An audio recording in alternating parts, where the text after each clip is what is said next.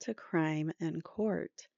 My name is Heather, and this is another episode in my Canton Cover-Up deep dive series, The Commonwealth versus Karen Reed. We also discussed Turtle Boy and his witness intimidation charges, which are totally bogus.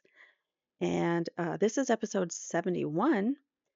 And we're going to be talking about double jeopardy. And Karen Reed's attorneys seek appeal with the SJC to dismiss charges.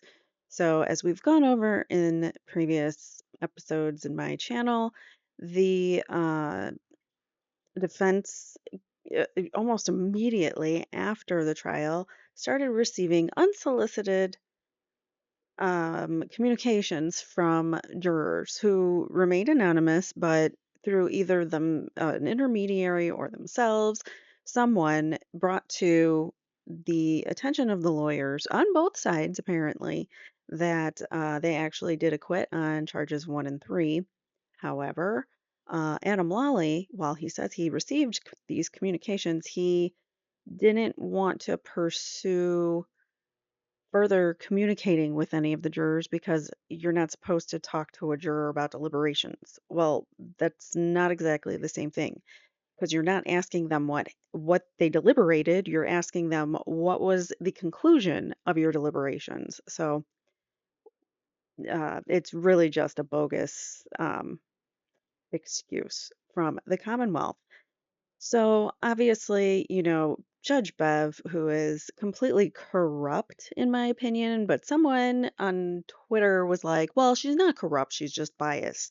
So what? Same thing, bias, corrupt, whatever you want to frickin' call it, she doesn't deserve the job of a judge. She just shouldn't be in that position. If she's going to let her emotions and her biases dictate how she's going to rule in a trial of such high importance. So it's just infuriating that people still make excuses for her. She is corrupt as hell, in my opinion. The fact that we're still having this debate just proves me right.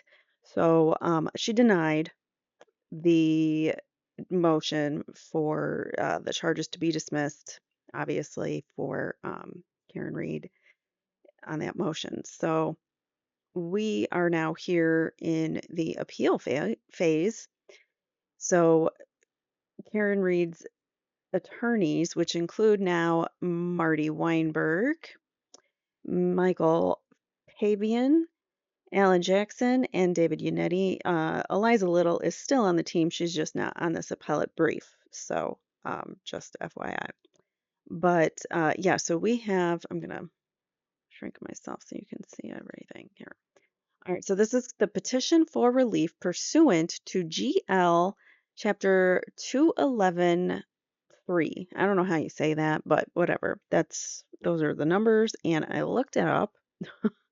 And so this is the general laws of Massachusetts, section 3. So this whoops, not that. What does it say? Section 3. Is there more to it? Oh no, 211 section 3. That's right. Okay. Just sorry. Okay. So this is section 3. And it goes like this. Superintendents of inferior courts, power to issue writs and process. So they're basically asking the court to review our case, and if there is an error or something that you find needs a remedy based on our arguments, then you can order something to happen.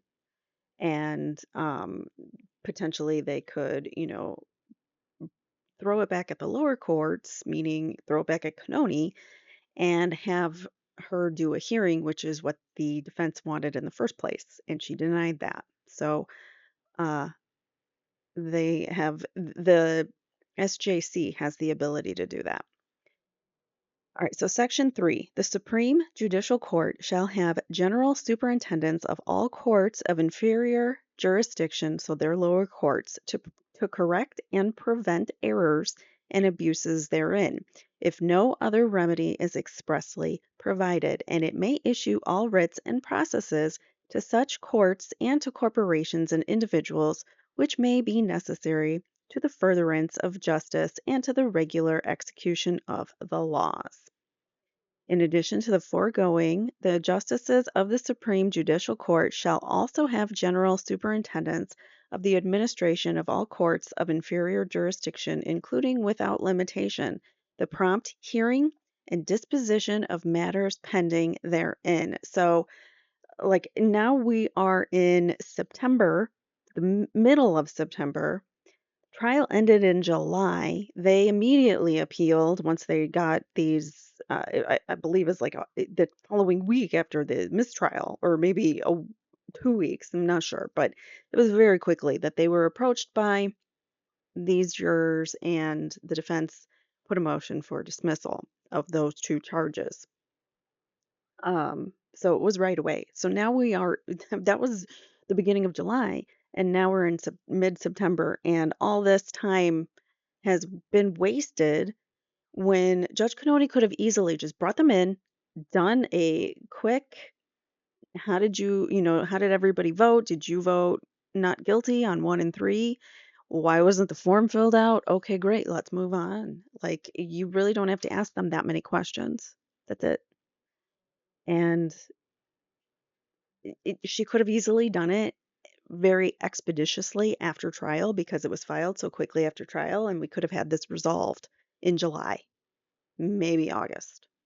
And now we're in September, so whatever. All right, so yeah, where was I? Sorry. A prompt hearing and disposition of matters pending therein and functions set forth in Section 3C. And it may issue such writs, summonses, and other processes and such orders, directions, and rules as may be necessary or desirable for the furtherance of justice, the regular execution of the laws, the improvement of the administration of such courts. So, hey now, you're a rock star. Sorry. Um, hey now, improvement of the administration of such courts.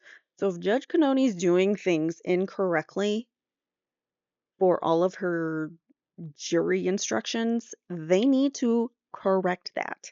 You can't just let her go on acting like I'm just going to read the charges for a single charge when there's multiple charges that are at stake and give confusing language. So you can't allow that to continue happening. And also the securing of their proper and efficient administration. So you can, the Supreme Court can say, hey, you're doing things wrong, and this is what we need to correct the errors going forward. They can give recommendations on let's do this, and let's make this happen so that you are efficient. All right. However, that general superintendence shall not include the authority to supersede any general or special law unless the Supreme Judicial Court, acting under its original or appellate jurisdiction, finds such law to be unconstitutional in any case or controversy. So this doesn't really apply, but Judge Cannoni, well, Cannoni and the state, the Commonwealth, both were quoting such law that, no, I lost my train of thought. I can't remember. Oh, they're saying, oh my God, I totally lost my train of thought. Something about the jurors. I can't remember. All right. Unconstitutional in any case of controversy. Nothing herein contains shall affect existing law governing the selection of officers of the courts or limit the existing authority of the officers therein to appoint administrative personnel. Um, Unless the Supreme Judicial Court, acting under its original or appellate jurisdiction, finds such law to be unconstitutional. So they're supposed blah, blah, blah. The Supreme Court, or the SJC, the Supreme Judicial Court or something, I think that stands for, they can they don't have the authority to override certain laws. But if something is being done that's unconstitutional or um, blah blah blah. I'm trying to think of my words. If it's impeding on the defendant's rights, then that's something also that needs to be corrected. So, all right, sorry. So, anyways, that's the general law that this particular motion is going to be. Just so you guys know and are aware, I like to point those things out when I can. So basically, it is relief for if the court did something wrong, we need to fix it. If the court is doing something wrong, you can make sure that they're doing things better in the future. We can try to correct this particular issue now and moving forward, just better, efficient ways of handling these things. So this is a long one. So I'm not going to go through the table of contents, but there is a whole table of contents. And so we're going to skip down to where it begins. All right. So now comes the defendant, Karen Reed, who was aggrieved by an August 23rd, 2024 memorandum of decision and order denying her motion to dismiss on double jeopardy grounds in Commonwealth versus Karen Reed. The order, as it correctly stands, will result in Ms. Reed being retried on January 27th, 2025 for the same two alleged crimes, including second-degree homicide, that a jury of her peers had already unanimously agreed the Commonwealth failed to prove beyond a reasonable doubt following the trial.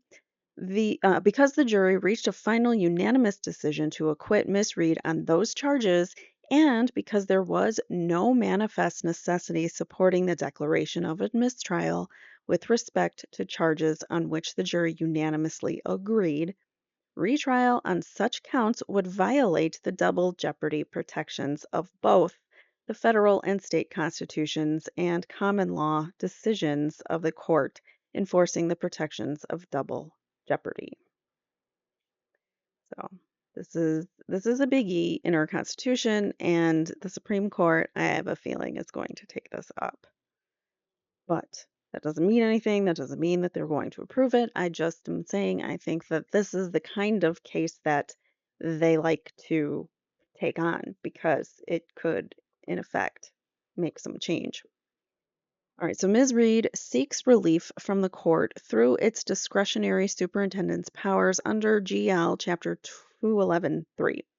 In support of this petition, the defense has submitted a memorandum of law incorporated herein and has attached a record including the following documents. We've got A, full docket report, B, and by the full docket report, this is what they mean. So just wanting to show. So like if you logged in and you went into your um, mass courts and tried to, see the case, this is what you would see. So in all these different lines, like arraignment. Her arraignment was held June 10th, 2022. And that was held as scheduled. You can see all these things and who it was assigned to and the motion hearing, whether it's a jury trial, whatever. You can see jury trial started 4/16 and the pretrial conference was 4/12. So you can go through this and see all the different major actions. So that's docket. That's the full docket report. That's um, attachment A. Next is B, the Norfolk County Superior Court indictment numbers. That might be in this page as well. I'm not sure what that is, actually. The full indictment numbers. Maybe what the charges are. Yeah, that's probably what the charges are because I think the charging documents are in there. So that's what that is. All right. Then the transcript of the charge to the jury, June 25, 2024. So that's when Judge Bev gave her jury instructions. Transcript of jury trial, June 26th. Defendant's motion to amend the jury verdict slipped with count 2 supporting affidavit filed June 26th. So that was the transcript, was the discussion over changing the jury slip. and any jury questions that came in. Same thing, jury trial transcripts for June 27th and 28th and July 1st. Defendant motion to dismiss and supporting affidavits filed July 8th. So that was when, so 7 days later, a week later, they had already been contacted by, I think, four jurors. I want to say three or four. And I think it was three. And then they put forth the motion, the defendant's motion to dismiss and the supplemental memorandum in support of that motion. The Commonwealth's opposition to the defendant's post-trial motion to dismiss is also attached. They also give the defendant's reply to the Commonwealth's opposition to her motion, the defendant's second supplemental memorandum, because there was yet another juror that came forward and clarified even more things than the Commonwealth's post-trial notice of disclosure. So this was the Commonwealth coming forward and saying, "Oh yeah, by the way, we were contacted by a couple jurors, but we didn't talk to them because it's against the rules, and the defense shouldn't be doing it either." Type of filing. That's what they put forth. We went through all of these in the past. All right, so defendant's third supplemental memorandum in support of her motion to dismiss, transcript of non-evidentiary hearing on motion to dismiss, so that came afterwards on August 9th, memorandum and decision in order, which was dated August 23rd. And under GL 211.3, the Supreme Judicial Court has general superintendence of all courts and inferior jurisdiction to correct and protect errors and abuses therein, if no other remedy is expressly provided. So that paragraph or sentence right there is pretty important. That gives them jurisdiction. And it may also issue all writs and processes to such courts which may be necessary to the furtherance of justice and to the regular execution of the laws. Well, that's a well-placed statement there. All right, so a criminal defendant who raises a double jeopardy claim of substantial merit is entitled to review of the claim before she is retried. Is the appropriate route and GL 211.3 is the appropriate route for obtaining that review. And that's according to Papp versus Commonwealth. Because the double jeopardy right is a right not to be tried, the court has held that appellate review of denial of a motion to dismiss on that basis after trial and conviction would not provide adequate relief if the defendant were to prevail. The rights conferred on a criminal accused by the double jeopardy clause would be significantly undermined if appellate review of double jeopardy claims were postponed until after conviction and sentence. This court has long recognized that the double jeopardy clause protects an individual against more than being subjected to double punishments. It is a guarantee against being twice put to trial for the same offense. And that is literally what they want to do in Massachusetts. Try someone for an offense that they have literally already been acquitted on. Just because it wasn't on paper doesn't make it untrue.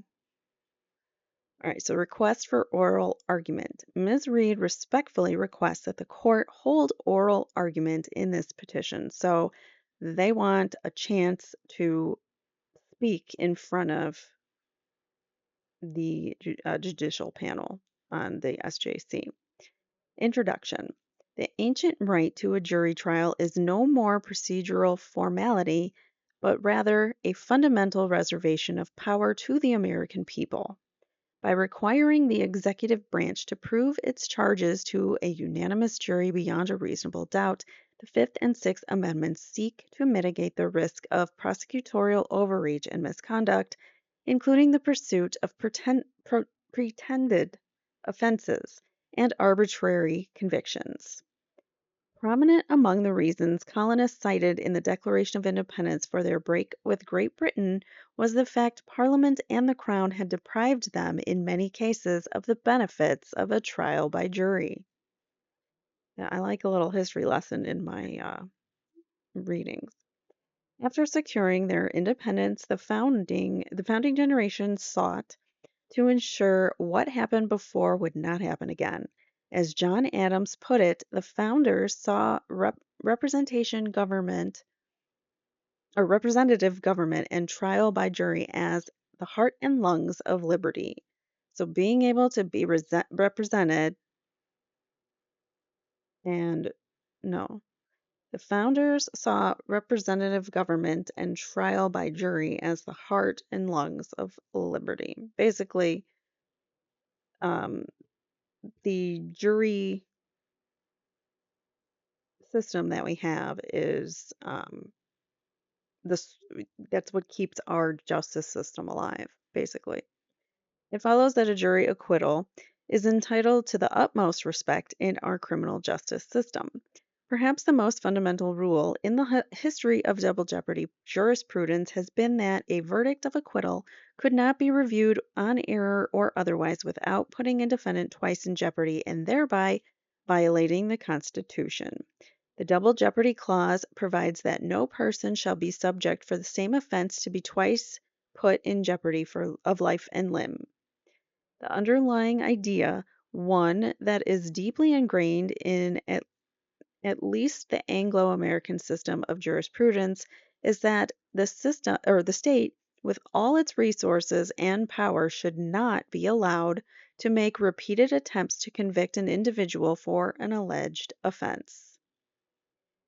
Even if the first trial is not completed, a second prosecution may be grossly unfair. It increases the financial and emotional burden on the accused, prolongs the period in which she is stigmatized by an unresolved accusation of wrongdoing, and may even enhance the risk that an innocent defendant may be convicted. This line right here, I'm going to repeat because I think this is incredibly important. It increases the financial and emotional burden on the accused, prolongs the period in which she or he is stigmatized by an unresolved accusation of wrongdoing, and may even enhance the risk of an innocent defendant that an innocent defendant may be convicted. So that is a very good reason why we do not try people twice. Consequently, as a general rule, the prosecutor is entitled to one and only one opportunity to require an accused to stand trial. At the heart of this policy, which is why I even think that mistrials should be a win for the defense and a loss for the state, and you can't try them again after a mistrial, is what I like, in my opinion, when there's a hung jury, at least in a hung jury um, situation. When the jury cannot say definitively, yeah, the state proved their case for 12 unanimous people, then the state loses, don't they? Shouldn't they not be able to be retried? That's my opinion. I know this is probably not proper or popular opinion, but think about it. If you were in Karen Reed's situation and you were acquitted on two of the counts and one of the counts they couldn't decide, but yet you still have to go and defend yourself again, even though the first time they didn't prove it. So it's kind of stupid, I think, in my opinion, when we have hung juries to go after them again. But it's allowed in this country, so there you go. All right, so at the heart of this policy is the concern that permitting the sovereign freely to subject the citizen to a second trial for the same offense would arm government with a potential instrument of oppression. The clause guarantees that the state shall not be permitted to make repeated attempts to convict the accused, thereby subjecting her to embarrassment, expense, and ordeal, and compelling her to live in a continuing state of anxiety and insecurity, as well as enhancing the possibility that even though innocent, she may be found guilty. I can't even imagine how stressful that feeling is. And in her 2020 interview, she talked about how she plans ahead for everything, and she already in her mind had planned for, well, what happens if she does get convicted? which is great to be that, you know, um, to have that much foresight to be able to plan your next steps then, but not everybody can do that. And it's still stressful for her to have to sit there and plan all the different possibilities in her head. That's stress. That's anxiety that she doesn't need. All right, so here the other day, after the trial court declared a mistrial, counsel for Ms. Reed began receiving unsolicited communications from 5 of the 12 deliberating jurors, in 4 instances directly from the jurors themselves, indicating in no uncertain terms that the jury had a firm and unwavering 12-0 agreement that Ms. Reed is not guilty of 2 of the 3 charges against her, including the charge of homicide in the second degree. Crucially, neither the Commonwealth, which frankly acknowledged receiving communications from one juror to the same effect, nor the Supreme Court judge, who expressly credited the veracity of the jurors' statements. Judge Cannoni said, "I believe these statements and I'm going to take them as true for the arguments of my order." So she says she believes them, but she didn't because otherwise she would have brought them in and inquired from the rest of the jury. But yeah, she said she believed them. Who expressly credited the veracity of juror statements relayed in affidavits by counsel, disputed the factual basis for the defense motion in any meaningful way. So even though she's like, I believe these jurors, she still discredits the defense completely and doesn't give any merit to their arguments. So, given the central importance that acquittals have held in our criminal justice system for hundreds of years, the defense respectfully requests that the jury's unanimous agreement precludes re-prosecution of Ms. Reed on counts 1 and 3 and mandates dismissal of those charges. This represents an issue of first impression for the court, as does the defense's alternative contention that Ms. Reed was entitled to a post-verdict inquiry. Blah, blah, blah. My mouth's getting tired already. That's not good. Inquiry to substantiate her claim, and that this court's precedents permitting such inquiry, I can't say that word, inquiry regarding claims of racial bias should be extended to the present context. Well, there's no racial bias here, but there's definitely bias. Independently, while a jury deadlock constitutes manifest necessity to support a mistrial, there's no authority for the proposition that disagreement as to some counts constitutes manifest necessity for the declaration of a mistrial with respect to all counts. So, okay, there might be like the argument of a manifest necessity to support a mistrial is a good argument if they couldn't come up with anything for any of the counts, or there was only one count and they couldn't decide. But it doesn't hold a lot of weight here when they had already reached a consensus, a unanimous verdict on counts 1 and 3. Just because it's on paper doesn't make it not true. So, put another way, there was no deadlock as to 2 of the counts in which the trial court declared a mistrial.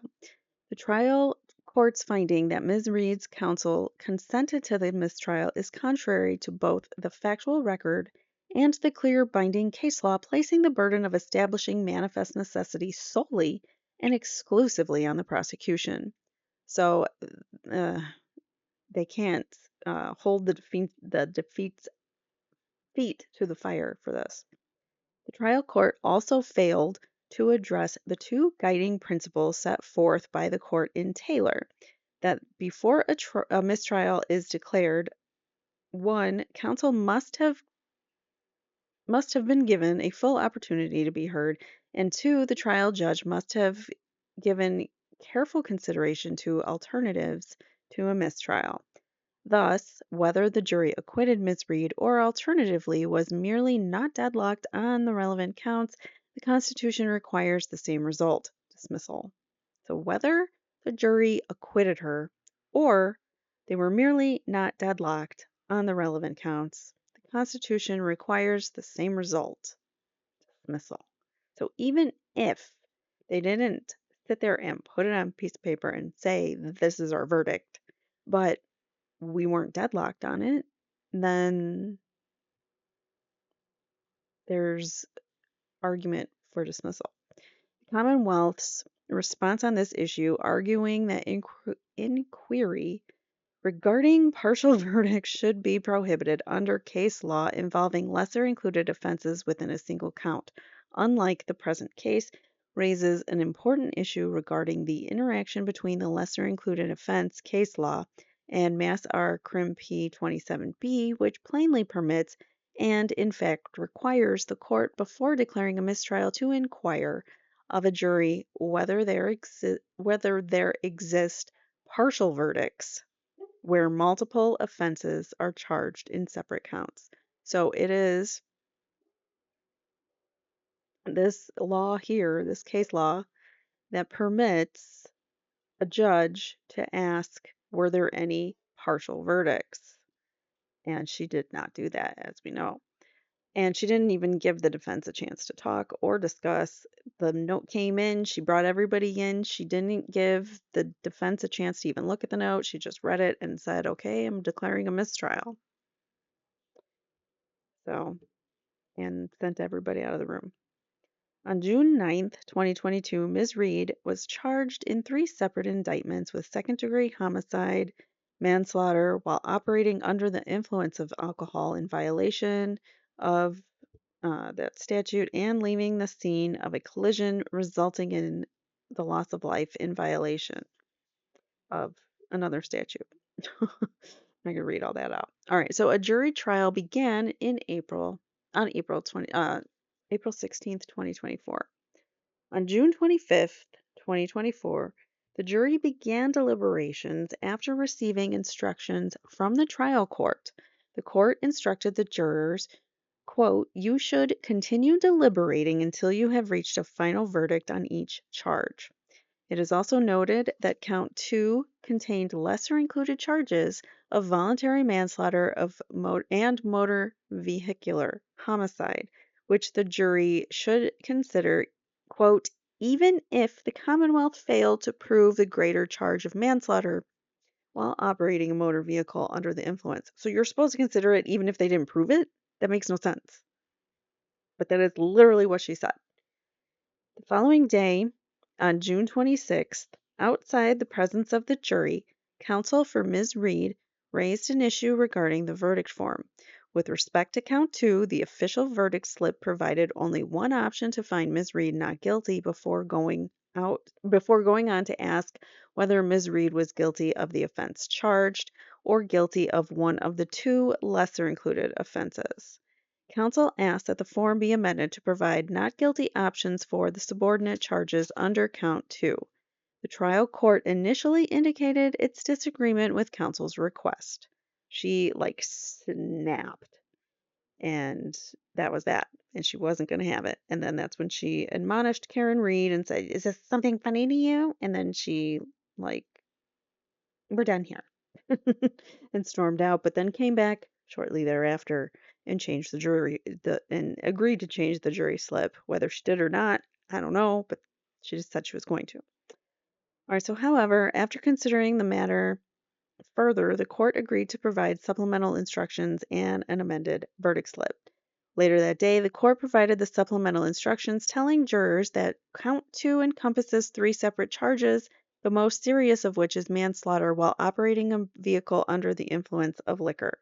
The jury should first focus on that lead charge and, quote, if the Commonwealth failed to prove that crime beyond a reasonable doubt, then consider the remaining lesser included offenses in descending order. So if they fail on the first, you should still consider the lesser offenses? That's not how that's supposed to work.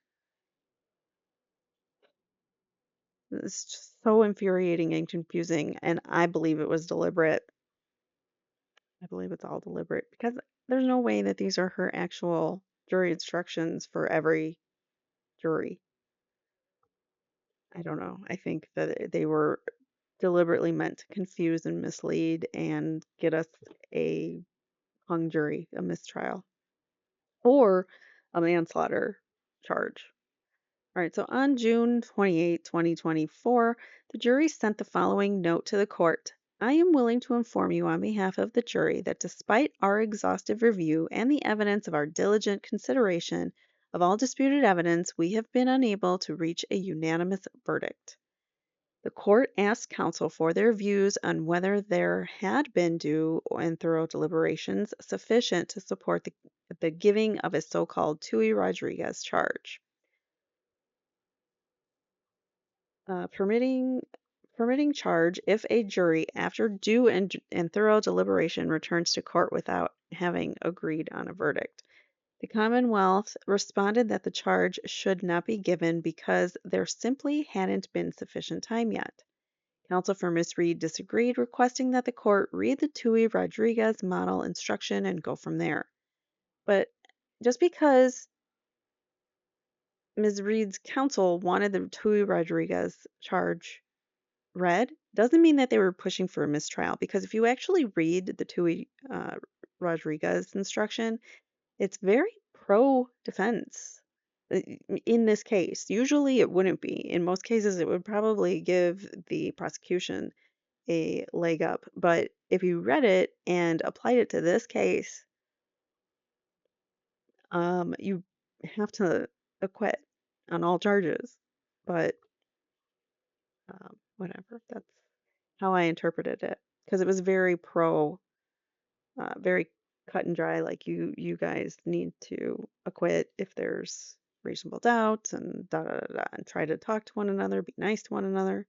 We read through that all. All right. So the trial court sided with the Commonwealth ruling. I am not prepared to find that there has been due and deliberations at this point, so I am going to send them back out. On July 1st, the jury presented another note stating, despite our commitment to the duty entrusted to us, we find ourselves deeply divided for fundamental differences in our opinions and state of mind.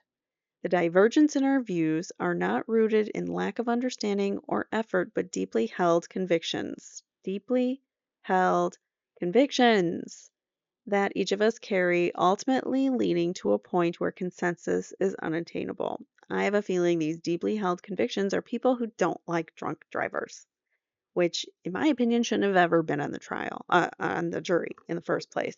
That should have been discussed in voir dire. Maybe the people who got on lied. I don't know. But for whatever reason, or they didn't express their bias as strongly as they could have before getting on a jury, because a lot of people don't always tell the truth when asked questions. You try to make yourself look better. A lot of people do anyways. So, but deeply held convictions. That's also stating, like, hey, you're not following the law or the facts. You're following your beliefs, your feelings.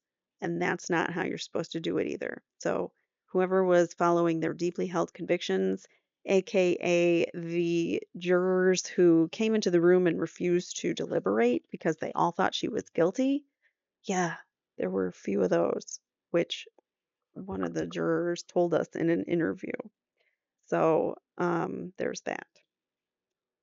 Anyway, so the divergence in our views are not rooted in a lack of understanding or effort, but deeply held convictions that each of us carry, ultimately leading to a point of consensus that would be unattainable. We recognize the weight of this admission and the implications it holds. Upon being asked by the court, the parties reiterated their same previously expressed views, with the Commonwealth taking the position that due and thorough deliberations had not yet occurred, and Ms. Reed's counsel arguing that the court should give the Tui Rodriguez instruction. This time, the trial court decided to give the requested instruction.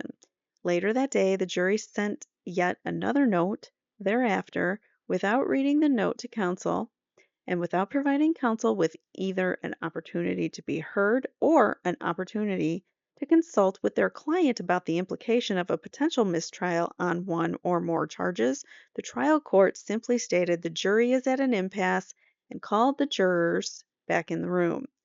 If that note, uh, this is what it said. Despite our vigorous efforts, we continue to find ourselves at an impasse. Our perspectives on the evidence are starkly divided. Some members of the jury firmly believe that the evidence surpasses the burden of proof, establishing the elements of the charges beyond a reasonable doubt. And that is just wild to me that that's even in here, but okay. Crazy that anybody could prove that she hit him beyond a reasonable doubt. Conversely, others find that the evidence fails to meet the standard and does not sufficiently establish the necessary elements of the charges. The deep division is not due to lack of effort or diligence, but rather sincere adherence to our individual principles and moral convictions. Again, you are not applying the law if you are applying your principles and morals. That's not the law. That's not what you're supposed to be doing. To continue to deliberate would be futile and only serve to force us to compromise these deeply held beliefs. And I guarantee it's those people on the jury that voted guilty on manslaughter probably really don't like drunk drivers. And we will learn more about that in my next episode on Can't Cover Up. We're going to go over Turtle Boy's latest take two with a juror that he interviewed. We've got a lot of good scoop that, I mean, some of it's horrifying that when we read through it, what these jurors were thinking, but it's a good scoop. So we'll go through that in the next episode. I actually had planned it first, and then this came out, and then this came out yesterday, and then I just had a bad pain day. I was just not feeling it, and I'm not feeling all that great today either. As you can probably tell, my energy level's down, so I'm hoping that we can just get through this. It's a long one. All right, where are we? All right, so counsel, the jury, she said, after reading the note and without soliciting the views of counsel in any respect, the trial court stated, I am not going to do that to you folks. Your service is complete. I'm declaring a mistrial in this case. The jury was then excused in order to leave the courtroom. Counsel was not invited to speak during the entire interaction. Following day, on July 2nd, unsolicited by any party, one of the jurors, also known as Juror A, contacted one of the attorneys for Ms. Reed, and Alan Jackson is who they contacted. Juror A stated that she or he wished to inform Jackson of the true results of the jury deliberations, and that's in the affidavit. According to Juror A, the jury unanimously agreed that Karen Reed is not guilty of count 1, second-degree homicide. Juror A was empathetic that count 1 was emphatic that count 1 was off the table, and that all 12 of the jurors were in agreement that she was not guilty of such crime. The jury also unanimously agreed that Karen Reed is not guilty of count 3, leaving the scene with injury or loss of life.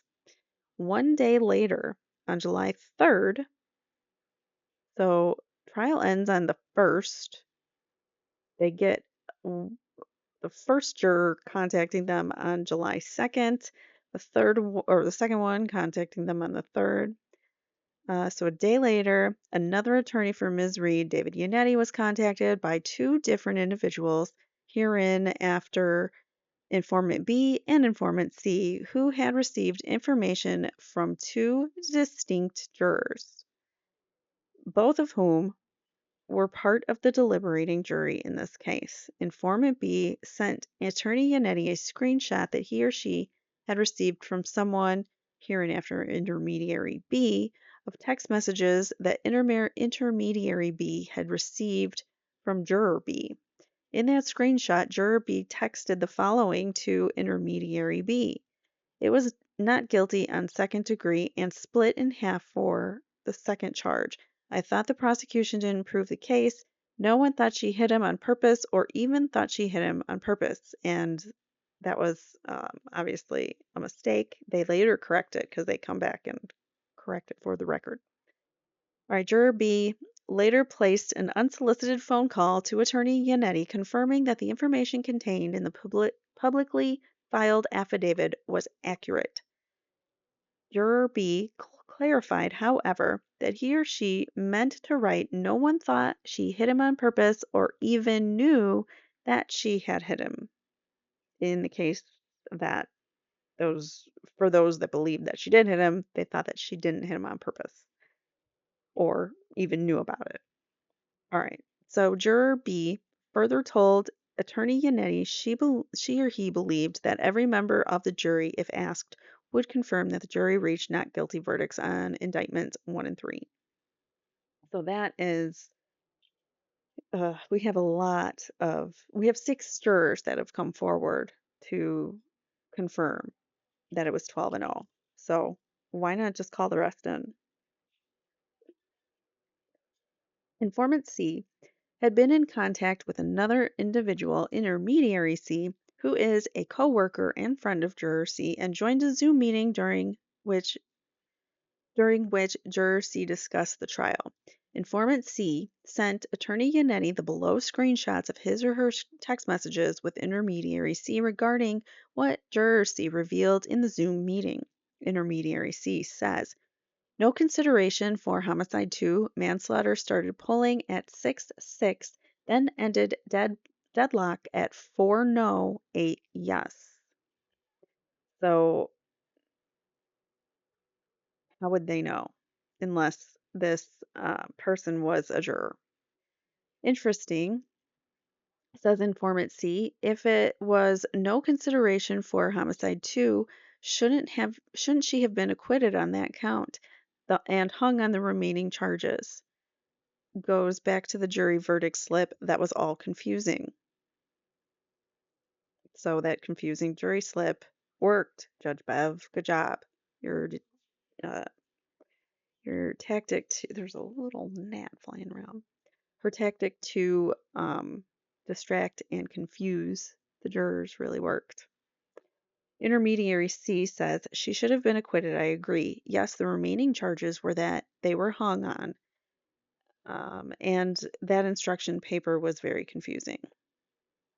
Ms. Reed moved to dismiss counts 1 and 3. Sorry, I'm like so distracted. This is the citation for that screenshot. It's in the affidavit of Yannetti, but it came up on the next page and it had no context. I'm like, what is that from? Got it. Okay. Ms. Reed moved to dismiss counts 1 and 3 on double jeopardy grounds, contending 1, that the jury reached a final unanimous decision to acquit her on those charges, and 2, that there was no manifest necessity supporting the mistrial given the evidence that the jury was not deadlocked but was instead in agreement on those counts. In the ensuing days, after the filing of Ms. Reed's initial motion to dismiss, but before the Superior Court hearing on that motion, Attorney Jackson was contacted by 2 other deliberating jurors. The first, Juror D, stated that the jury reached not guilty verdicts on count 1 and 3, and that the disagreement was solely as to count 2 and its lesser offenses. He or she recounted that after the jury was excused and aboard the bus, many of the jurors appeared uncomfortable with how things ended, wondering, is anyone going to know that we acquitted Karen Reed on counts 1 and 3? The Juror D unequivocally told counsel, every one of us will agree and acknowledge that we found Karen Reed not guilty of counts 1 and 3, because that's what happened. Juror E similarly stated that the jury was unanimous on 1 and 3, that Karen Reed was not guilty of those charges. The Commonwealth then filed a post-trial notice of disclosure informing the court that on Sunday, July 21st, Assistant District Attorney Adam Lawley received an unsolicited voicemail on his office's phone line, from an individual who identified theirself as a juror but by full name and seat number. The message stated, it is true what had come out recently about the jury being unanimous on charges 1 and 3. ADA Lally received a subsequent message from the same individual stating he could confirm unanimous on charges 1 and 3 as not guilty, and as of last vote 9-3 guilty on the manslaughter charges. So it was 8-4, 9-3. It changes. It went back and forth, and the reason why was because of the juror that Turtle Boy just recently interviewed twice now and gave some really good, I mean, the juror gave some really good feedback. It's horrifying, but it's really good in the sense of now we understand where the jurors' minds were at and what the defense team needs to focus on going forward if there is a second trial. All right, so the Commonwealth additionally, oh, he flip-flopped. He's the reason why, is what I was trying to point out. He was the flip-flop vote. He was originally not guilty, and then after the Allen charge and everything, um, it got kind of like to a bullying match, and he kind of went along with the manslaughter thing, and then he left for that day, came back, and he said that he had thought about it more, and he went back to not guilty, and so I commend him for changing back. But yeah, um, there were still those 8 or 9 people that would have voted manslaughter, even if it was just like a compromise vote, a compromise verdict, which I think should not exist. If you're going to vote, or if you're going to charge her for manslaughter, then you shouldn't charge her for homicide too. And if you're going to charge homicide, then you shouldn't charge manslaughter. Like, you shouldn't have 2 bites at the apple, so to speak, to get to put them away on charges, because the homicide would have probably been life in prison, but manslaughter still carries a charge of 15 to 20 years. She would have had to go away to prison for 15 to 20 years if found guilty. And these people were willing to compromise so that they could all go home. But freedom, this woman's freedom, they're willing to just throw it away for 15 to 20 years. It's amazing how our juries are like this. I don't understand. We need to all educate ourselves. That's why I'm watching this stuff and reading through it, because it's fascinating to me that we have these laws and things that nobody even knows about and understands, and yet here we are. All right, so the Commonwealth additionally received emails from 3 individuals who identified themselves as jurors and indicated they wished to speak anonymously. Commonwealth declined to substantively respond to the voice messages or emails, instead claiming in responsive emails that it was ethically prohibited from discussing such matters. Come on, Adam Lawley, you are being disingenuous. You can ask them what their verdict was. Don't have to ask what their deliberations were, just the verdict. After hearing oral argument on August 9th, following on August 23rd, the trial court issued an order denying Ms. Reed's motion to dismiss. The court accepted, for the purposes of the motion to dismiss, the juror statements quoted in the defense affidavits were true and accurate. It went on to hold, however, that because there was no open and public verdict affirmed in open court rendered in this case, the defendant was not acquitted of any charges, which is basically just saying because it wasn't said, it didn't happen. She's not acquitted because they didn't say it in court. Really? Really? You didn't ask them, so how could they? The court similarly rejected the defense argument regarding lack of manifest necessity, finding that A, Ms. Reed's counsel consented to a mistrial via their failure to object, and B, the jury notes reflecting an impasse established the requisite manifest necessity. The court did not address the Taylor test for declaring a mistrial test based on manifest necessity, nor did it address Ms. Reed's contention that the burden of demonstrating manifest necessity is squarely on the prosecutor. So she blamed the defense for not coming forward and saying something. Court instead erroneously equated a request for a Tui Rodriguez instruction, which is designed to encourage a verdict, with consent to a mistrial. Exactly. She basically because they asked for the Tui Rodriguez instruction, she says, "Oh, well, that's them wanting a mistrial." No, no, bitch, it's not. It is them wanting to push them a little bit further and to give them some language that was actually pretty pro defense if you looked at the case, like I said. So finally, the court rejected the defense's alternative request for a post trial inquiry on these issues on the grounds that the request implicated the substance of the jury's deliberations. Ms. Reed's, which again, you're not asking for the deliberations, you're asking for the outcome of the deliberations, which is totally different. And you're not trying to um, violate their, the sanctity of the deliberating room. You're just asking to clarify for the record these charges. So Ms. Reed's retrial is currently scheduled to begin on January 27th, 2025. Now we have the memorandum of law. The jury's unanimous conclusion following trial that Ms. Reed is not guilty on counts 1 and 3 constitutes an acquittal and precludes re-prosecution. What constitutes an acquittal is not to be controlled by the form of the action in question. Rather, the court must determine whether the action actually represents a resolution, correct or not, of some or all of the factual elements of the offense charged. So,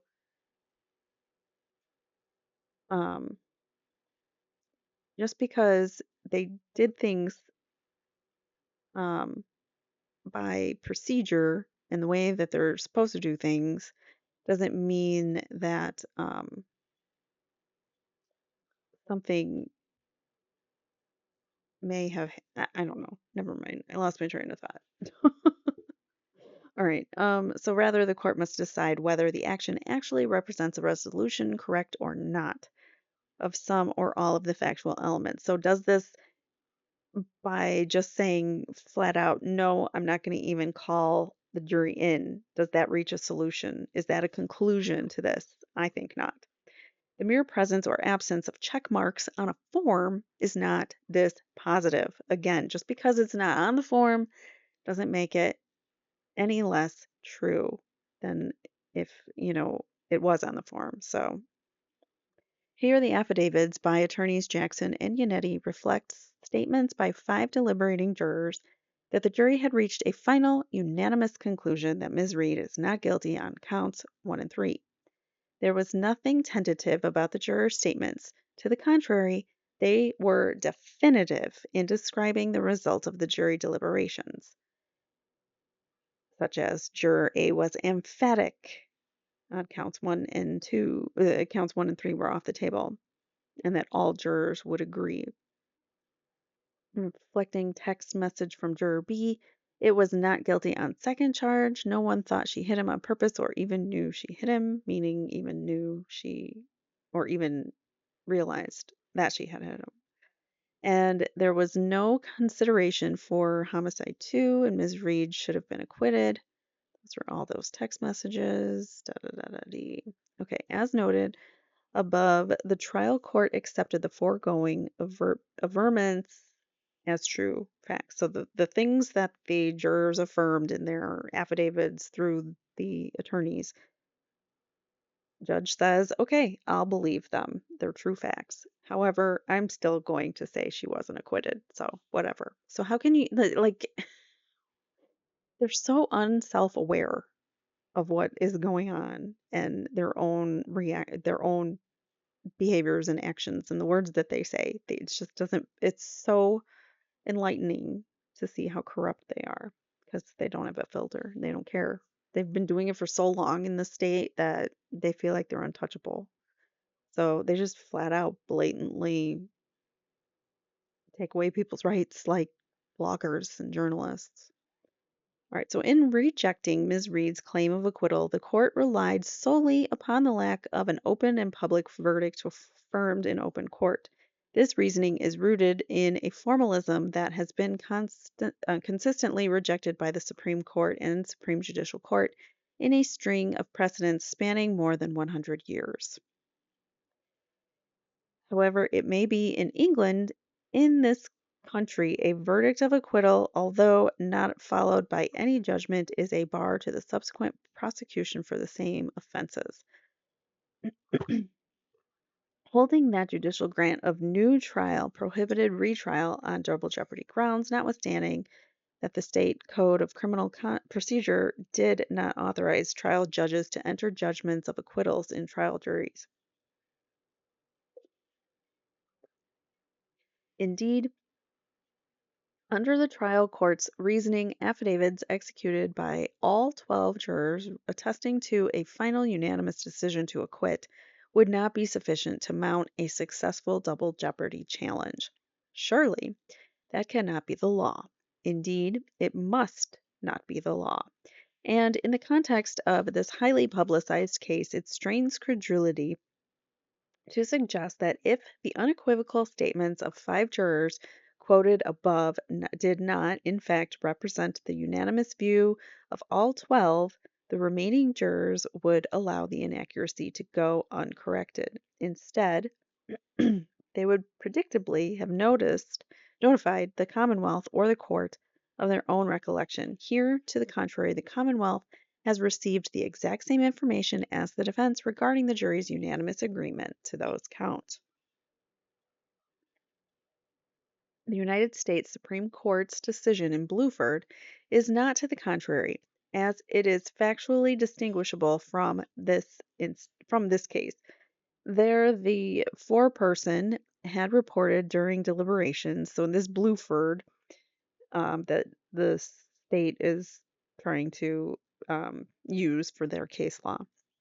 The foreperson had reported during deliberations that the jury was unanimous against the charges of capital homicide and first-degree homicide, but split on manslaughter. The court sent the jury back to continue deliberations, and when the jury remained unable to reach a verdict, declared a mistrial. The Supreme Court rejected the defendant's argument that the Double Jeopardy Clause prohibited re-prosecution for capital and first-degree homicides. In doing so, the court relied heavily upon the lack of finality of the jurors' report. The jury's deliberations had not yet concluded, and it went back to the jury room to deliberate further. So they weren't even done deliberating. So that's one part of it. Foreperson's report was not a final resolution of anything, and there was no indication at the conclusion of deliberations that it was still the case that all 12 believed the defendant was not guilty. Here, by contrast, the jurors' statements reflect a final and indelible determination that persisted through the end of deliberations and following. So that is hugely distinguishable. In this case, in the Karen Reed case, jurors have said emphatically, and 6 of them at that have come out and said that she was acquitted on counts 1 and 2.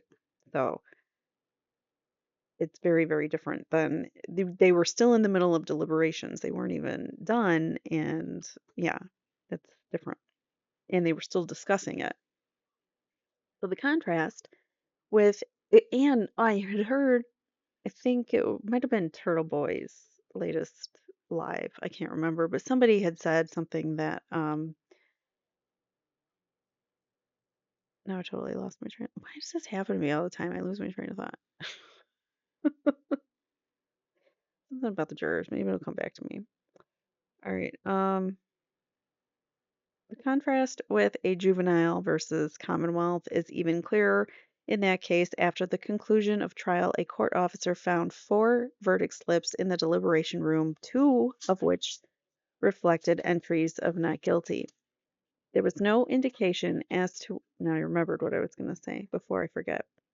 I think it was that juror interview with Turtle Boy. They had said that their deliberations, they just had already, like, because they had gone for almost 5 days, they had stopped deliberating on counts 1 and 3 already because they're like, okay, we've decided that's it. Like, we don't need, nobody's contesting it. We all agree. So they stopped talking about those counts, and for the remainder of their time discuss the manslaughter charges. So that's another strong argument as to they were done They had finished. They may have not put it on paper, but they were in their deliberation process. They were done. They had a verdict for those two counts. It was just the other one that they were discussing. Anyway, so there was no indication as to when the entries were made or in what circumstances, much less that they reflected a final and unanimous conclusion of all the jurors. That's in Bluford. Neither the Commonwealth nor the trial court has cited any case in which a defendant was forced to stand trial a second time for an offense, as previous jury had found her not guilty of simply because of such final unanimous agreement was not announced in open court.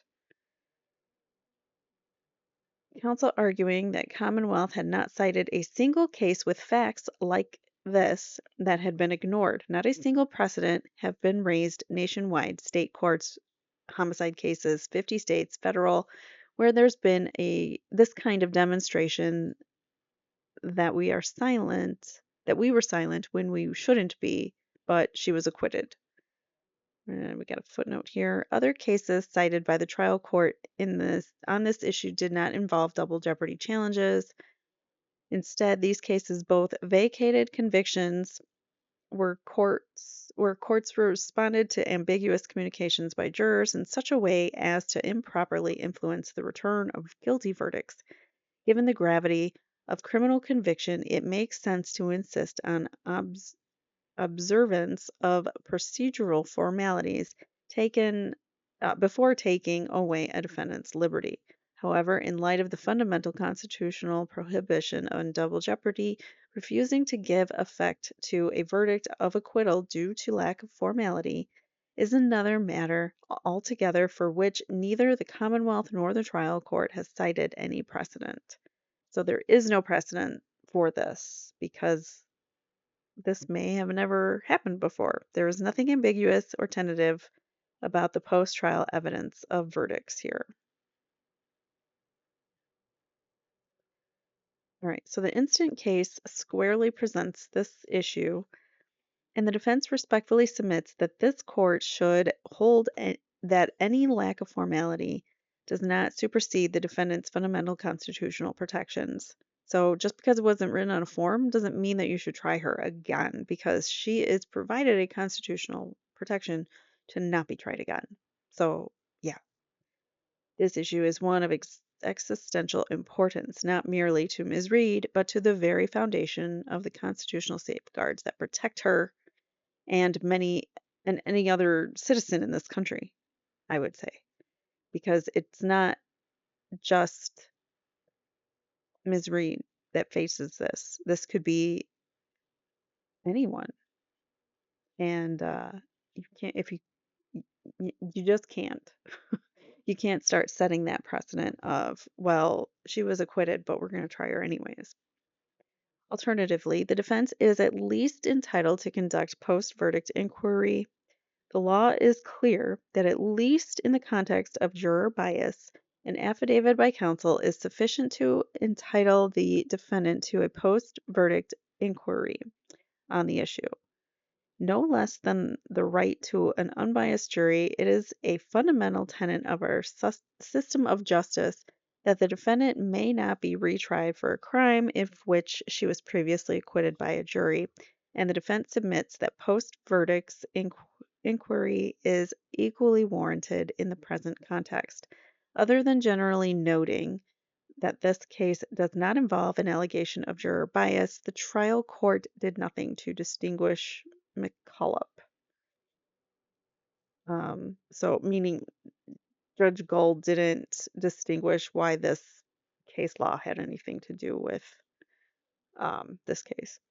All right, but there is no apparent reason to limit the defendant's entitlement to a post-trial inquiry to issue a racial bias alone. Recently, in United States versus Tsarnaev, that was the Boston Marathon bomber, the First Circuit Court of Appeals remanded the matter for further proceeding in the Boston Marathon bombing case due to two jurors posting on social media regarding the bombings in the district court proceedings, which came to light after the jurors had been provisionally selected to serve. So they had already been selected.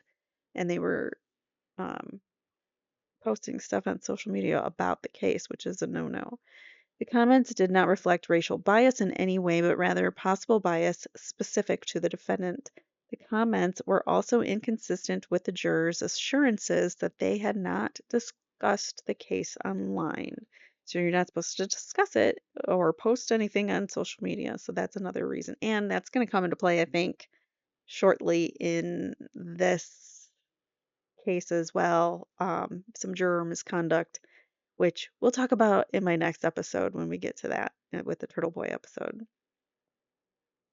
All right, so First Circuit held that the district court erred by failing to inquire about these issues with jurors, given that the right to an impartial jury is constitutional bedrock, and there is a plausible claim that a prospective juror lied in a manner that many reveal bias. A court need conduct some inquiry reasonably calculated to determine whether the prospective juror did lie, and if so, why. Crucially, for present purposes, the First Circuit ordered the district court to voir dire the jurors.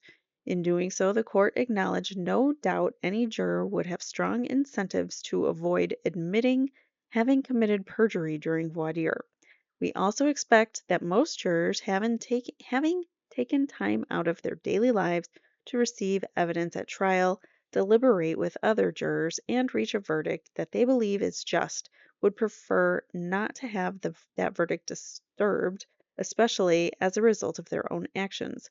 We have no doubt that the able district court judge can do what judges regularly do: form a considered opinion about the sufficiency of the jurors' explanations once those explanations are given and explored. So it is at the judge's discretion to call these people in and question them about how they got their verdicts and any explanations and whatever they need. It's up to them.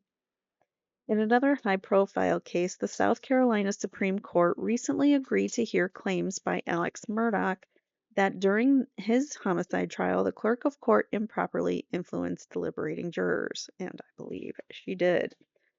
Order attached here too as Exhibit A, and they do attach the Murdaugh uh, Supreme Court of South Carolina. This is his appellate certificate and the I believe this is the transcript of, oh no, this is their initial brief to appeal because of Becky Hill and her jury tampering.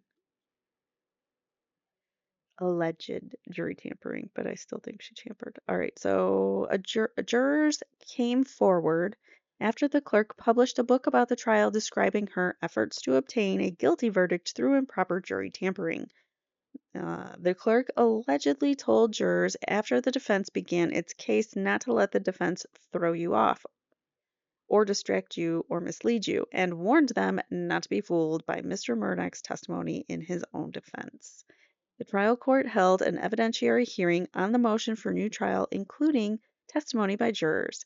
As in Sarnayev, hard to say, the issue was not racial bias, but nonetheless implicated fundamental constitutional rights like Miss Reed's right not to be retried for offenses of which she had already been acquitted. The trial judge dismissed Ms. Reed's reliance upon Sarnayev and Murdaugh in a brief footnote, simply stating that the circumstances are readily distinguishable from those at issue here.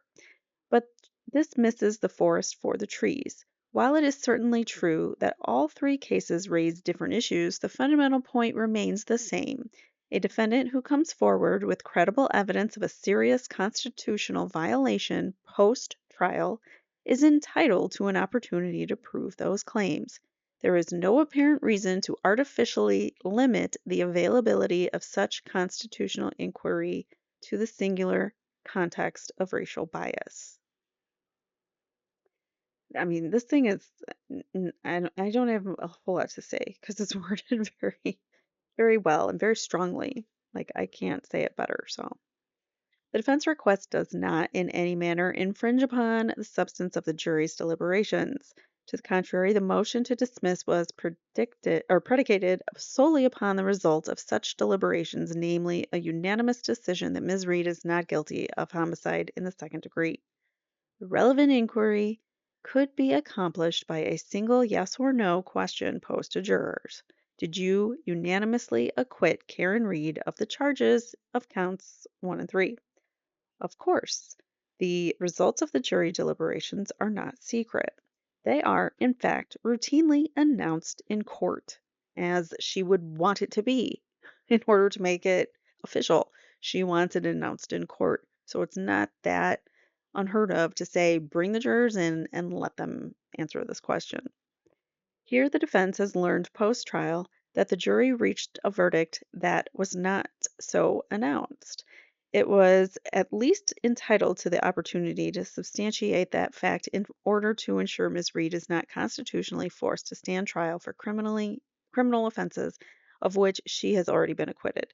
Such inquiry in no way intrudes on the deliberative process of the jury. Indeed, it was the trial court, not the defense, that injected issues regarding jury deliberations into the inquiry. Well, what do you know?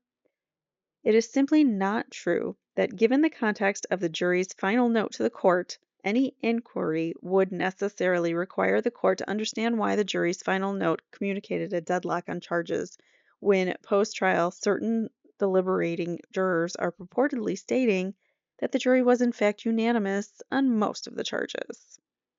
As explained infra pages 28 and 29, so whatever um, thing that they're quoting here. I can't remember what we're looking at. I don't know. That's explained in pages 28 and 29 of this document. In light of the trial court's instructions repeatedly characterizing the lesser included offenses within count 2 as discrete charges, the jury's note is readily susceptible to interpretation consistent with the post-trial evidence supporting the defense motion. This distinguishes the case from a juvenile where the jury foreman had expressly indicated that the jurors were deadlocked on the complaint with charged homicide, and the jurors subsequently reaffirmed the fact in open court. In these circumstances, a post-trial subpoena to the foreman regarding the verdict slips recovered from the deliberation room after trial regarding that very count could not be aimed at impermissible impeachment months after the fact of the jury's report to the judge in open court. Here, by contrast, no statement or inquiry was made regarding whether the impasse related to any specific count. Jury note expressly stated that the jury could not reach a unanimous verdict as to either of the two indictments. In any event, if the jurors state that they acquitted Ms. Reed, no further inquiry regarding the contents of the jury note could possibly remove the clear constitutional implications of such acquittal. In Commonwealth versus Di Benedetto, the defense argument that the jury's verdict, which had just been announced in open court, was not in fact unanimous, depended upon juror testimony concerning internal deliberations, namely that they misunderstood the why can't I say that word? Unanimity. Why can't I say? I know this word. Words are hard for my disease-addled brain. All right, so that they misunderstood the unanimity instruction. God, it's so embarrassing. It's like I know these words. I have a master's degree in communications English, and I can read them. I understand them. I know what they mean. They just don't compute through my tongue sometimes. So I apologize. All right, DiBenedetto also proceeded that court's opinion in McCulloch and therefore must be disregarded to the extent the court perceives an inconsistency between the two. All right, right here, I'm going to pause it because my dog is begging to go out. So I will be right back. All right, I'm back. Sorry about that. Okay, so let's just keep on going. Number 3 is re-prosecution is independently barred because there was no manifest necessity to declare a mistrial on counts on which the jury was not deadlocked. Which makes sense. You don't have to call a mistrial on the counts that they already did come up with a verdict. So, absent the defendant's consent, state and federal double jeopardy protections bar, as a general rule, retrial of a defendant whose initial trial ends without a conviction. This rule is rooted in the importance to the defendant of being able once and for all to conclude her confrontation with society through the verdict of a tribunal that she might believe to be favorable disposed to her fate. Excuse me. Oh, excuse me. All right, the double jeopardy clause affords a criminal defendant a valued right to have her trial completed by a particular tribunal. Thus, where a mistrial is entered without the defendant's request or consent, retrial is impermissible unless there was a manifest necessity for the mistrial. So the mistrial stands, or the mistrial stands for the second count because there was a manifest necessity because they couldn't come up with a verdict unanimously. However, the other two, they did. So you don't have to call a mistrial for those two.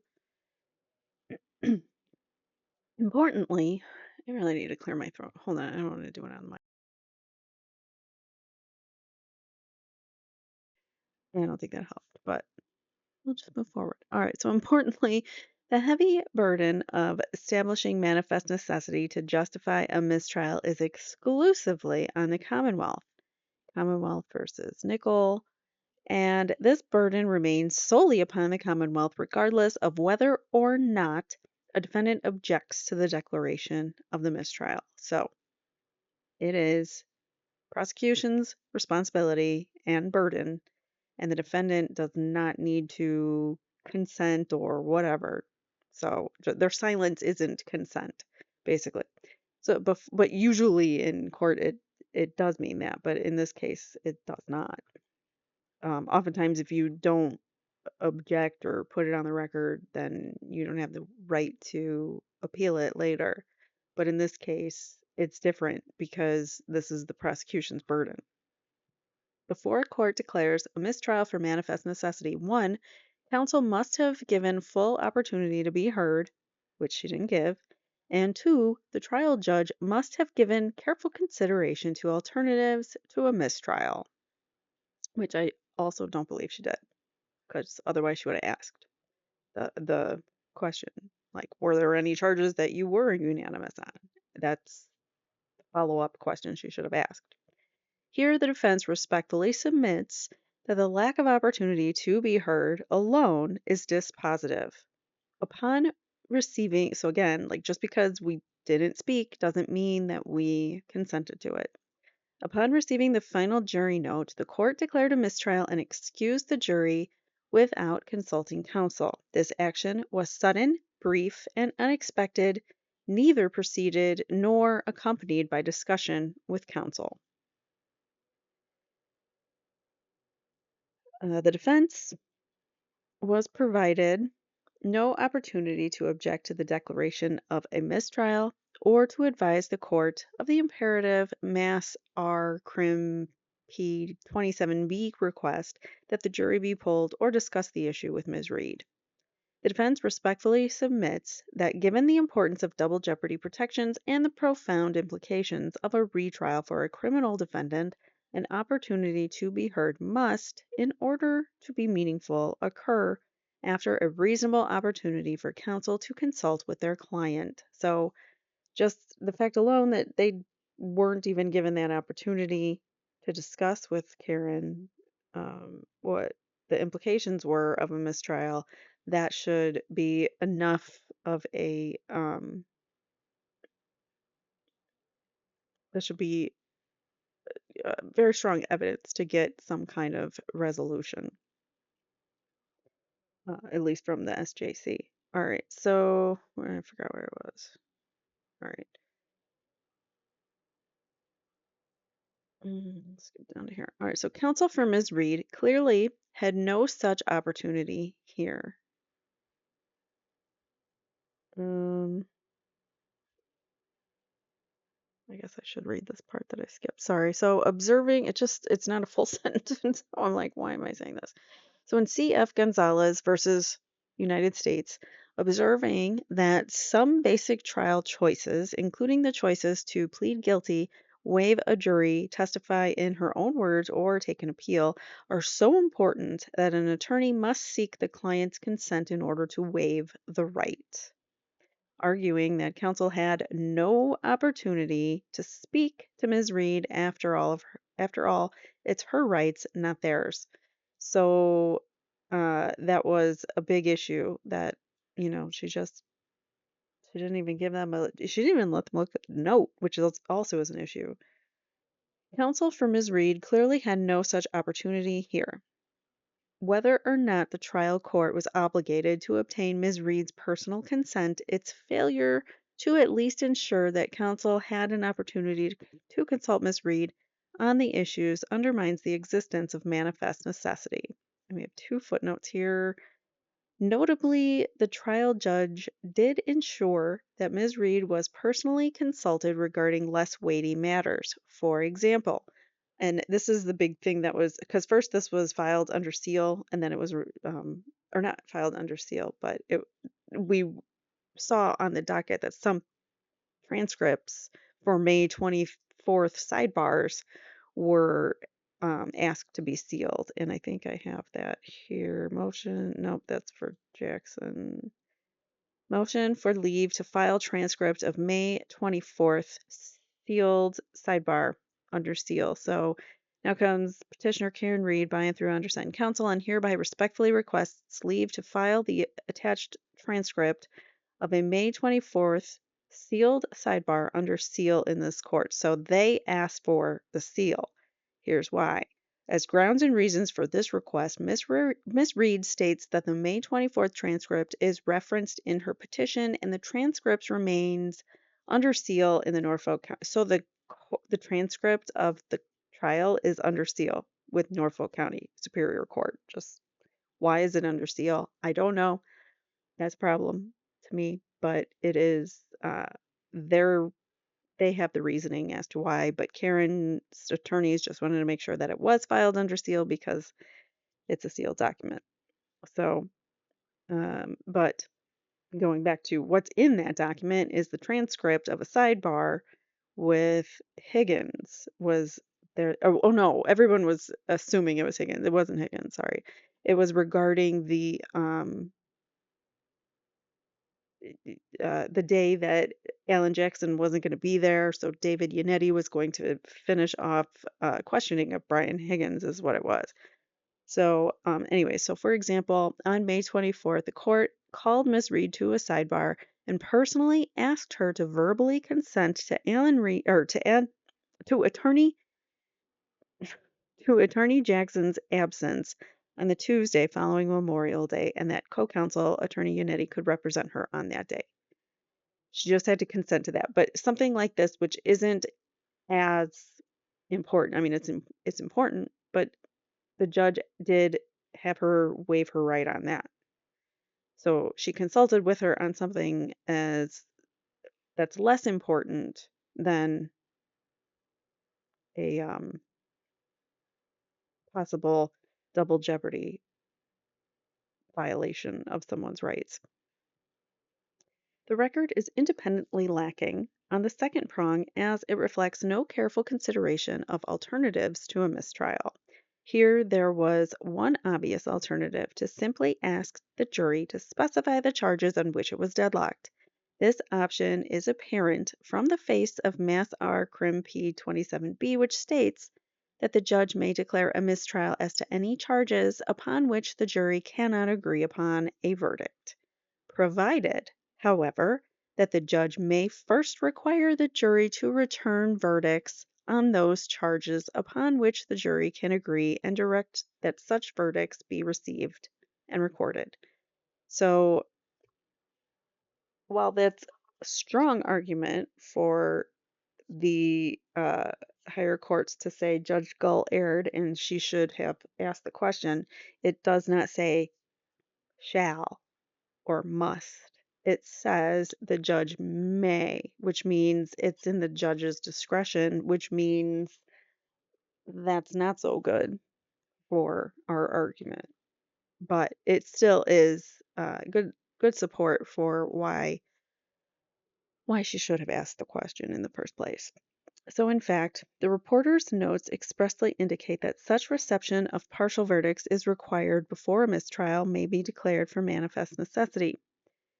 This rule also provides that the court may declare a mistrial in cases where the jury is unable to reach a verdict. However, it must first, so now there's a must, it must first receive and record the verdicts which the jury can agree upon. So that is much stronger because we've got the word must. So I'm glad that they added that too. So had the court inquired as to the existence of any partial verdicts and the jury articulated its verdict consistent with the statements of juror A, B, C, D, and E, the double jeopardy implications would have been clear and decisive. Just all she needed to do was ask, and now we're in this whirlwind of a mess that has dragged out for months, all because of Judge Canoni. Indeed, with virtual unanimity, there we go, with virtual unanimity, there's a stupid bug again. Sorry.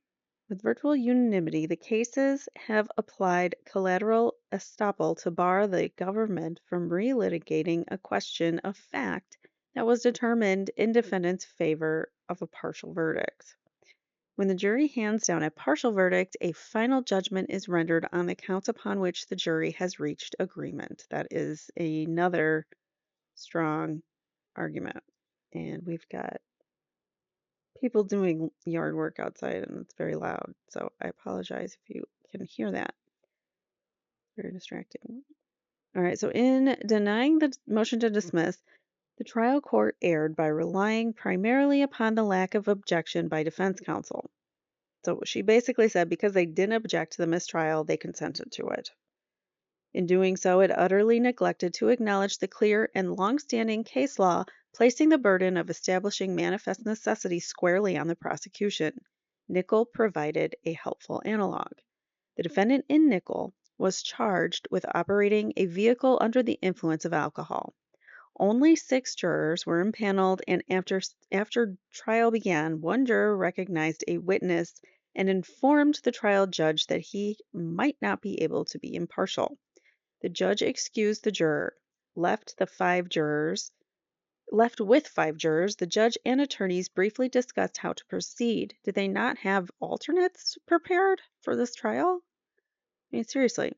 Defense counsel expressed his frustration over the impanelment of only 6 jurors and then stated, "I don't think we can go forward with 5, can we?" The judge responded, "Not in a criminal case. Okay, I'm going to declare a mistrial." After a retrial was scheduled, the defendant moved to dismiss on double jeopardy grounds. The trial judge allowed the motion, finding that contrary to his initial understanding, Massachusetts procedural rules would have allowed the trial to continue with 5 jurors, albeit with defendant's consent, if they had consented. The judge therefore found that he had failed to give careful consideration to the alternative of proceeding with the trial before less than a full jury, and accordingly, there had been no manifest necessity for the mistrial. That's a really good example, so I'm not even going to try to explain it because that, I think, paints the picture well.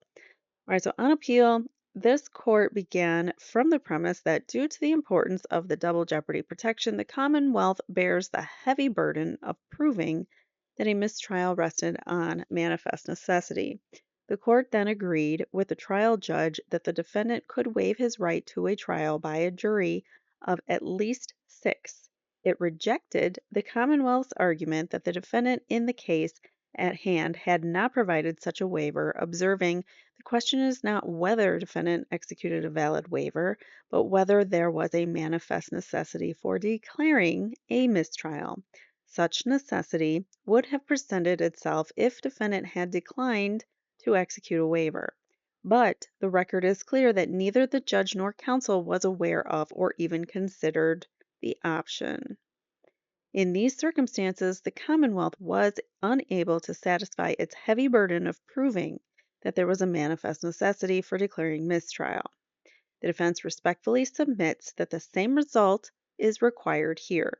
It is the prosecution's burden alone to ensure that the declaration of a mistrial is supported by manifest necessity, even where, unlike in the present case, defense counsel was expressly offered the opportunity to be heard on how to proceed and explicitly shared the judge's mistaken view that the trial could not continue with fewer than 6 jurors. This court held that the alternative to declaring a mistrial was not adequately considered because the court gave the attorneys the wrong information, and he didn't seek out information if they could continue to proceed. So that was the court's error. So it should fall on the court there. Here, there is no doubt that the court was permitted to accept a partial verdict, but the record simply reflects no consideration of that option. Even in her jury instructions, she doesn't give an option for a split verdict, which I've read on my channel before. There is language that is typical that you would give in jury instructions for multiple charges, but what she gave was pretty much for a single charge, but she just used the word charges and lumped them all together. So it could be everything that she said when she said charges, it could be construed as all the charges, some of the charges, what. So yeah, she was definitely not clear. Accordingly, as in Nickel, the charges in this matter must be dismissed. Neither Ms. Reed nor her counsel consented to the declaration of a mistrial. Consent may be implied where a defendant had the opportunity to object but failed to do so. But the law is clear that such consent may not be inferred from counsel's silence alone. See Commonwealth versus Edwards, rejecting argument that the defendant consented to the declaration of a mistrial because he did not object when the judge ordered the case dismissed. Commonwealth versus Betsaya, holding that where the trial judge did not ask defense counsel to comment on the possible declaration of a mistrial, the lack of an objection from defense counsel cannot be construed as consent to such action. Here, no such consent was sought, nor was it given. The trial court's ruling that Ms. Reed's counsel impliedly consented to the mistrial was based primarily upon counsel's request for the TUI instruction. Of course, whether the jury had engaged in due and thorough deliberation to support the TUI Rodriguez instruction and whether there is manifest necessity to declare a mistrial are distinct legal questions. In fact, the TUI Rodriguez charge is designed to urge the jury to reach a verdict, not to avoid one. Unsurprisingly, neither the Commonwealth nor the trial court cited any case finding a defendant's consent to a mistrial can be based on a prior request for a TUI Rodriguez charge. In Ray, after the jury reported a deadlock, the judge indicated that he was inclined to declare a mistrial. The parties responded by requesting that the court give the jury a TUI Rodriguez instruction as an alternative.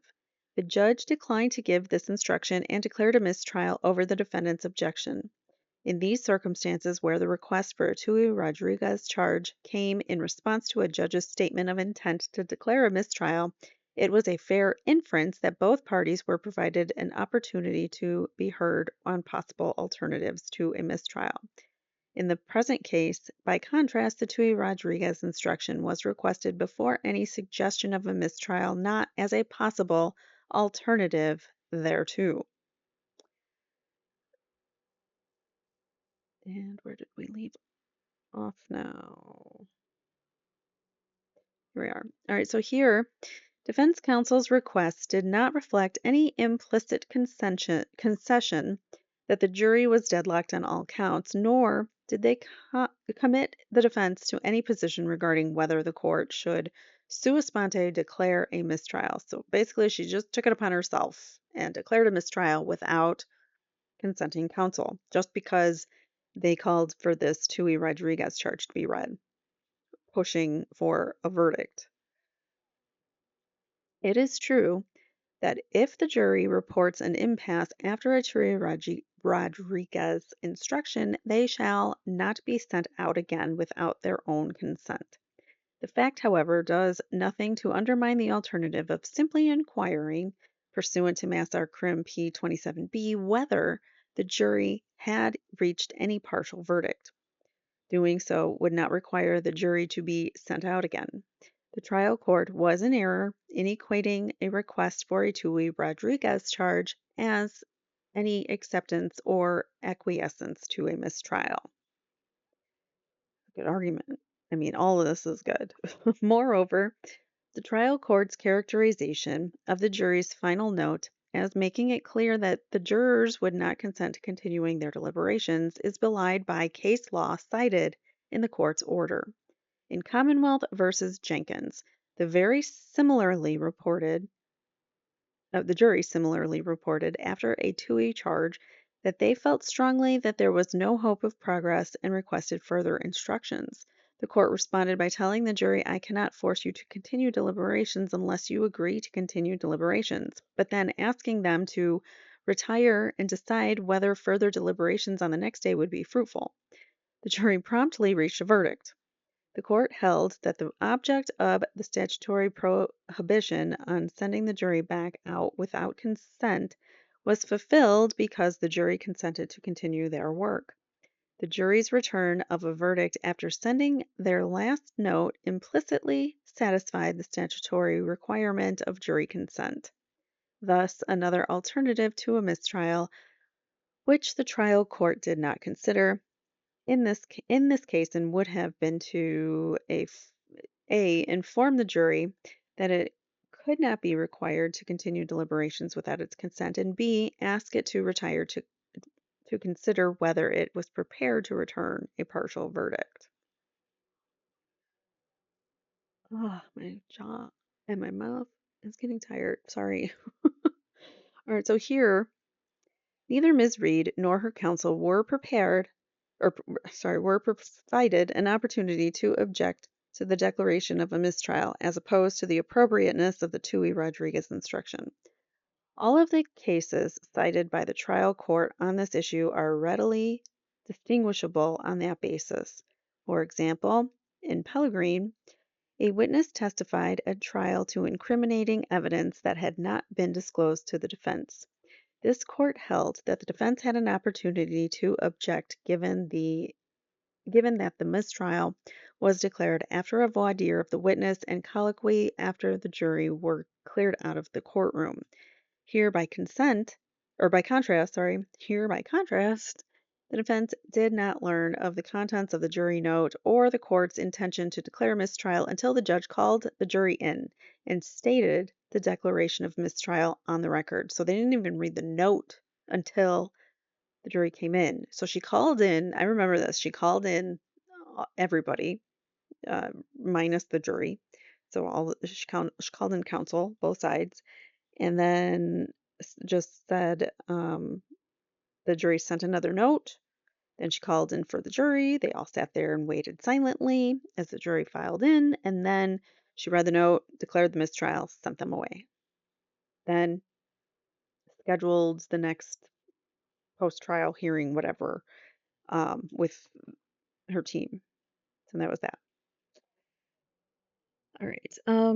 Here, by contrast, the defense did not learn of the contents of the jury note or the court's intention to declare a mistrial until the judge called the jury in and stated the declaration of mistrial on the record. Counsel was never shown the note from the jury. The judge indisputably never informed counsel of its intent to declare a mistrial, much less solicited counsel's views on the matter.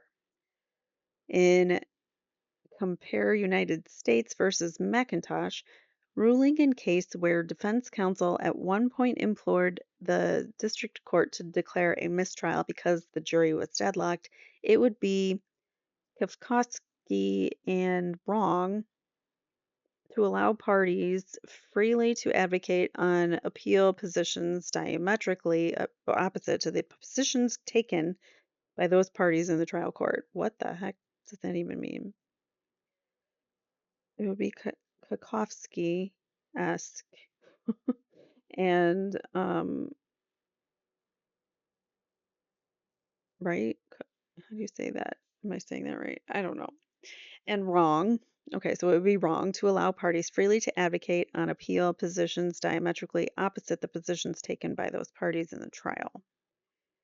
United States versus U. After co-defendant moved for mistrial, the court subsequently stated that it was going to declare one and asked the attorneys if either wished to make any record. United States versus Goldstein, defendants had moved for a mistrial a scant 2 hours before one was declared, at the first suggestion of jury deadlock. As the appeals court has explained in analogous factual context, oh my God, I cannot get my blah, blah, blah words out. As the appeals court has explained in an analogous factual context, the suggestion that counsel could or should have immediately objected to the sua sponte declaration of a mistrial understates or ignores the difficulty of reaching a decision in which the defendant has an evident personal stake, whether the defense would be advantaged or the opposite by a second trial. The possibilities ahead, such as the appearance of a new prosecution witness, cannot be instantly calculated. Therefore, to equate silence with consent when the occasion comes abruptly and unexpectedly seems quite unwise. That's like a perfect quote for this. The trial court's suggestion that defense counsel had an opportunity to object to the declaration of a mistrial after it had occurred and the jury had been discharged is mistaken. The judge expressly told jurors, "Your service is complete. I am declaring a mistrial in this case." Given counsel's lack of an opportunity to be heard and the court's lack of consideration of alternatives, the defense respectfully submits that the prosecution has not satisfied its high burden of establishing manifest necessity for the trial. While the trial court correctly observed that jury deadlock may be grounds for a mistrial, it cited no precedent for the counterintuitive proposition that a deadlock with respect to some but not all counts constitutes manifest necessity for the declaration of a mistrial as to all. Compare Fuentes versus Commonwealth, affirming declaration of mistrial where note expressly stated that the jury could not reach a unanimous verdict as to either of the two indictments. This lack of this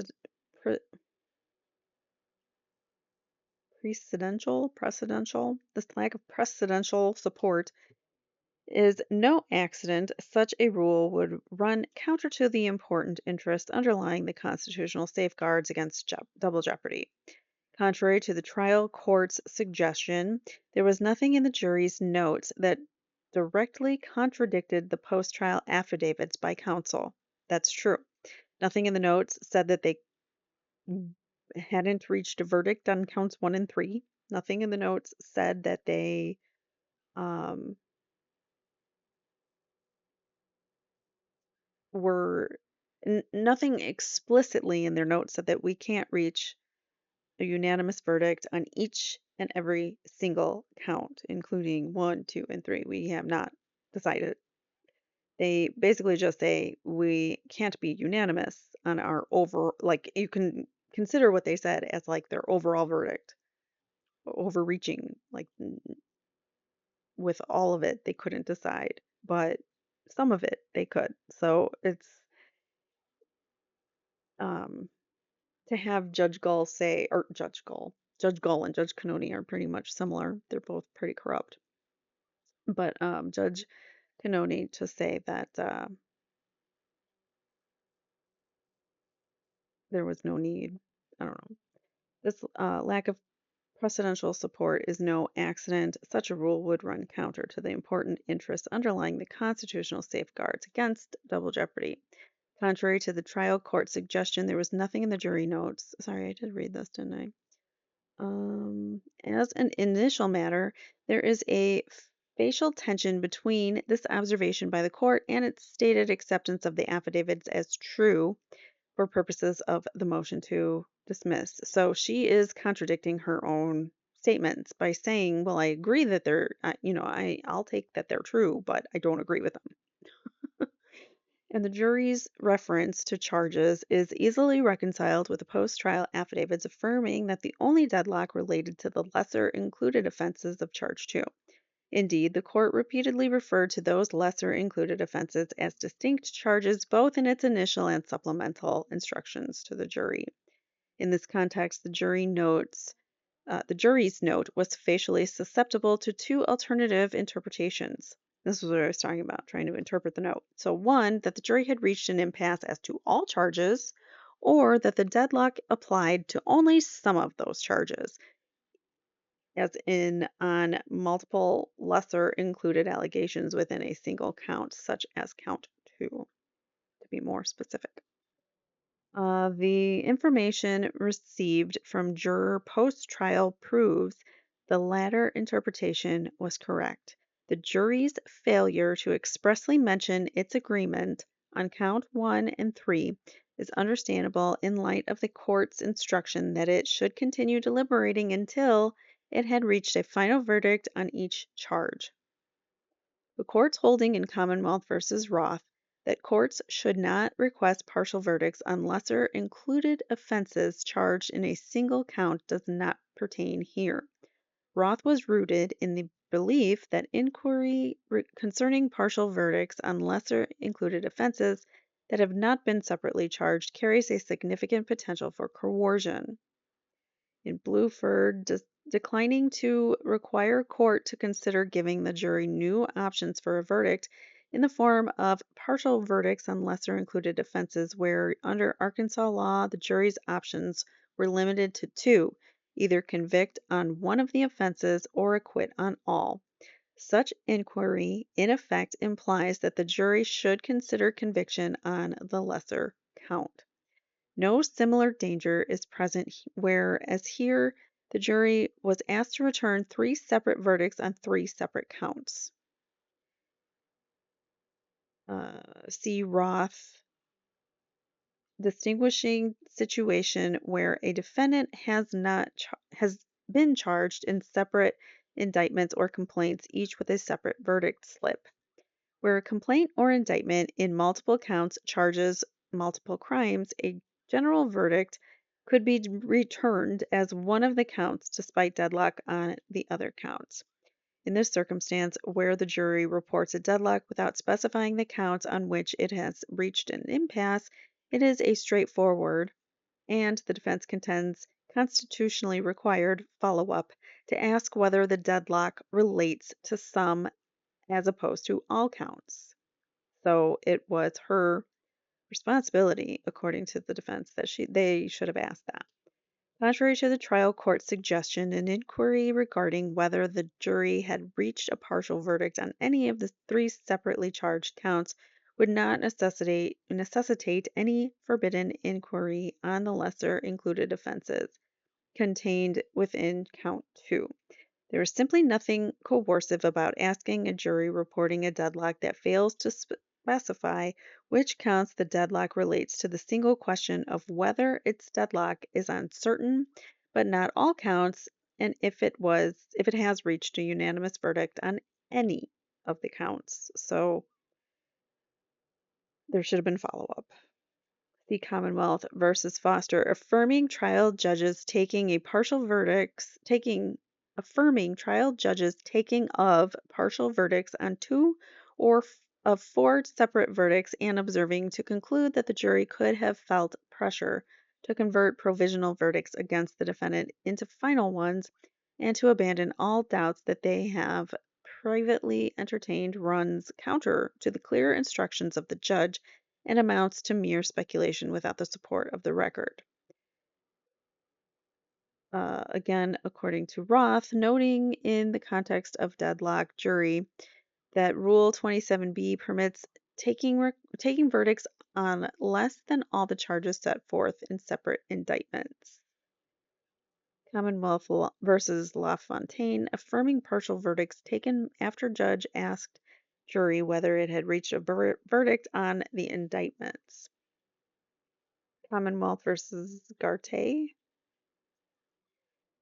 it's unpublished, whatever. Holding that the judge's decision to take a partial verdict and encourage the jury to agree on the remaining charges was sound, where the jury indicated they were able to reach a consensus on some charges but not others. The inflexible prohibition of judicial inquiry regarding partial verdicts advocated by the Commonwealth would inevitably determine defendants' important and constitutionally protected interest in being able, once and for all, to conclude their confrontation with society through the verdict of a tribunal they might believe to be favorable disposed to their fate. And the danger of unfairness to the defendant from multiple prosecutions exists when a trial is aborted before it is completed, as well as when the defendant is actually acquitted. So it's unfair to the defendant if they end the trial before she's acquitted when she could have been. So that's on all of this is I blame Judge Gall. I'm sorry, Canoni. They're one and the same. They drink the same power Kool-Aid that makes them have power trips and think that the Constitution doesn't apply in their courtrooms. The Commonwealth's proposed rule would also undoubtedly hinder law enforcement interests by precluding courts from asking whether a jury may have reached a guilty verdict on some, but not all, standalone counts. It is uncontroverted that according to the jury of her peers following trial, Ms. Reed was unanimously found not guilty of counts 1 and 3. That undisputed fact must not be lost in this analysis. It bears repeating that at the heart of the conspiracy against double jeopardy is the concern that permitting the sovereign freely to subject the citizens to a second trial for the same offense would arm government with a potent instrument of opposition. That was a good line to end on. So that is the end. That was a long one, guys. Sorry. I'm not going to go over all of the attachments. They've referenced all of the attachments, which we've gone over in all of we've gone over in Exhibit A. There are many. Oh, maybe it wasn't that one. It was this one. Okay. So, in addition to the docket, they also include the trial transcripts here, except for the one that they redacted, the May 24th or whatever it was. And then all the different motions. So, like the defendant's emergency motion to amend, the jury verdict associated with count 2. So, this was the filing that they did, an emergency filing to put the not guilty boxes on the verdict slip. So that one we didn't read through, but I think that one's interesting. So that was included as one of the attachments. Where were we here? The verdict slip they have also.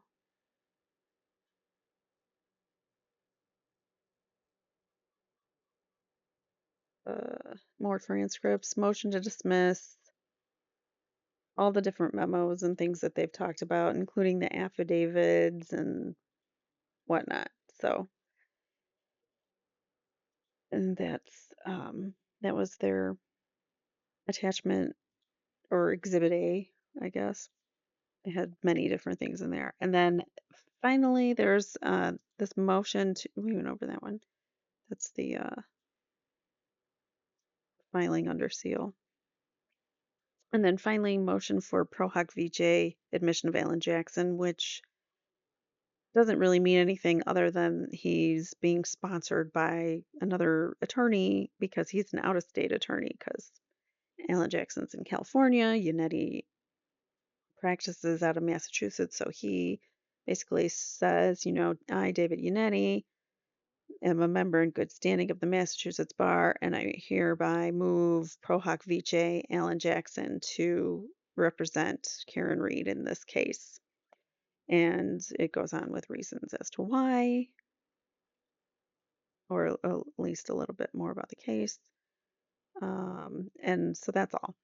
We don't need to read through all of it, but he's basically like, I'm putting this forth to say I want Alan Jackson to be admitted as representative for Reed, since he doesn't practice normally out of Massachusetts.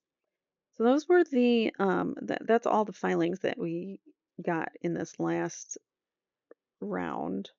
So hopefully, well, we know that the Commonwealth is going to oppose, because here is, or at least we know that they're going to have something to say, because on X, this was Ted Daniels' tweet after these filings came out. The Norfolk DA's response to Karen Reed's appeal to the SJC. The Norfolk District Attorney's Office is aware that counsel for defendant Karen Reed filed a petition for relief pursuant to GL Chapter 211(3). As this is an open case, the Norfolk District Attorney's Office opposition and statement will be filed with the Supreme Judicial Court. So,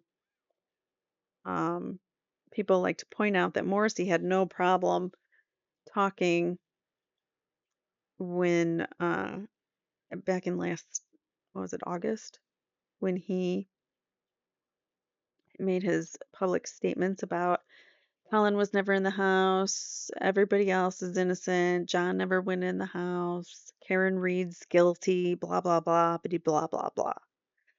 And now he's got nothing to say about this latest filing to appeal the charges for the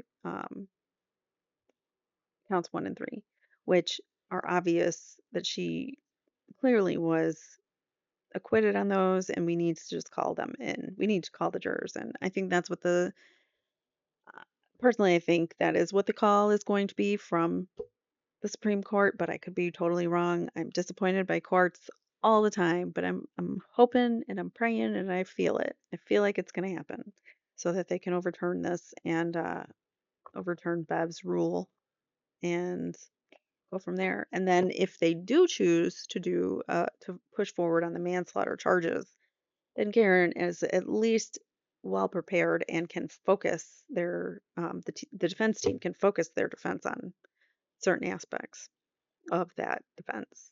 So that's what I have for you today. Sorry this was so long, but it just is, if you ask Trooper Paul. I was gonna say something. Oh, so my opinion, and it's just my opinion, and I don't know if they will take the time to do this or if they're just waiting for their moment when Karen Reed's acquitted of all of the charges and then she can file some civil suits. But I would think that they should file some kind of. I know they filed. They filed to get Canoni recused, but I can't remember if they did for the DA. Well, they did for the DA, I think. It's been so long ago since we went through all those documents, but I think they also did file that they wanted the DA taken off the case, but Judge Canoni said no, she didn't recuse herself. So they were stuck in this county with this DA and this corrupt judge, both corrupt, and not gaining the upper hand, so to speak. The ball was in their court because literally it was held in their court. um, so my opinion is I would go after the fact that there's a bias both by the judge and by the DA's office. Try to get them both removed from the SJC if they can. I don't know why that wasn't part of the motion. I would have had Judge Canoni recused, um, or kicked off the case. That's what I would have asked for too. But it's hard to prove bias in a judge, and there's so much immunity that they get It's ridiculous. It shouldn't be that way. Why do they get immunity? Who else on this planet gets immunity to do their jobs besides law enforcement and people in the judicial system? Not too many. Not too many that I can think of. So I would put in at least sanctions for the inverted Sally Port video. That was the other thing I was going to say. So I would at least try to get that. I would try to get DA Morrissey and Judge Cannone off the case, maybe if possible, and also talk about sanctions and the inverted Sally Port video. I definitely think they should put forth some sanctions for that because they didn't even get to address that because they were in the middle of trial. First of all, it was a late disclosure because the Sally Port video they had been asking for, and they were told there is no Sally Port video. And then finally, the day of trial, oh, wait a minute, look, we've got some Sally Port video. However, it looks kind of weird. Huh, that's strange. The numbers and letters are backwards. Oh, wait, it's inverted. The next day on the stand, you ask Yuri, why was this inverted? Was this inverted? Did you know? You testified to it, blah, blah, blah. He agreed, yeah, it was inverted, but it's just like a mirror. Come on now. Sanctions. We need sanctions on that. Definitely. If not, charges dropped just on that alone. That's misconduct by the DA's office. I would try to argue there. But what do you guys think? Do you think the DA's office and Judge Cannone are corrupt? Or do you think they're just really, really bad at doing their jobs? I'm not really sure, but I'm pretty sure. Let me know what you guys think in the comments below. Thank you so much for watching.